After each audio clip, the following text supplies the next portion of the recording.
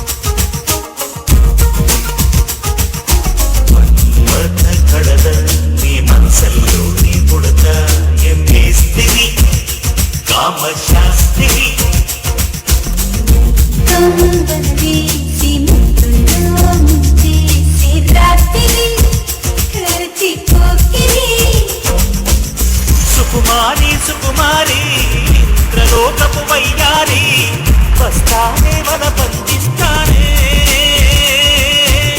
జడపట్టి మగధీర తొడగొట్టి రణధీర తంబుర నీకై సుందర మాయా మస్తింద్ర మనసను చూడవచ్చాడే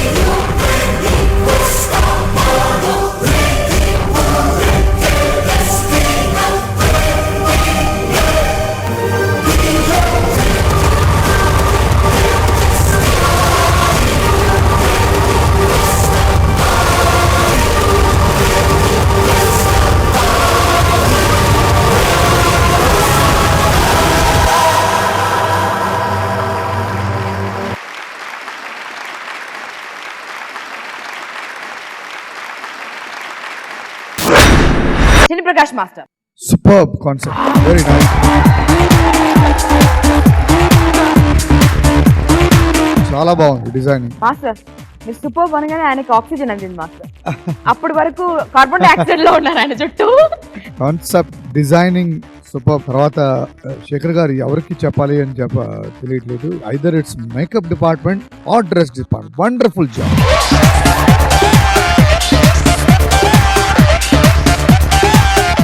రాజు అని మేకప్. రాజు ఆయన డాన్సరా? Dance. Oh fantastic, super, keep it up, very nice. కొన్ని సెటప్లు, కొన్ని మూమెంట్స్, కొన్ని డిజైనింగ్స్ మాత్రం చాలా బాగుంది. ఎస్పెషల్లీ ఆ ఒక సింగిల్ లైన్ లో అందరు ఇట్లా చేస్తూ ఉంటే రియలీ ఒక ఫెదర్ పెట్టుకొని ఎగిరినట్టే ఉంది. Very, very nice. Very innovative. On the whole, I really enjoyed this complete performance. ఇప్పటి వరకు చూసిన దాంట్లో రాజు రాణి అనేది పక్కన పెడితే వేరే లోకంలో ఉండే ఒక రాజు రాణి. అంటే వాళ్ళ జంతువుల లోకంలో వాళ్ళు రాజు రాణి. జంతువుల లోకంలో రాజారాణి ఉంటారా నాకు తెలియదు, నేను ఇంతవరకు వినలేదు. పాముల లోకంలో చూశాను, గజరాజుగా మహారాజు ఉన్నాడు, మహారాణి ఉందని ఎప్పుడు వినలే. అదే నాగలోకంలో నాగరాజు ఉన్నాడు, నాగరాణి ఇవన్నీ ఉన్నాయి. ఉండుండొచ్చు, నాకు తెలియదు. కానీ ఏదో ఇంకొక సామ్రాజ్యంలో ఇంకొక రాజు రాణి అనేది మాత్రం స్టోరీ క్లియర్గా అర్థమైంది.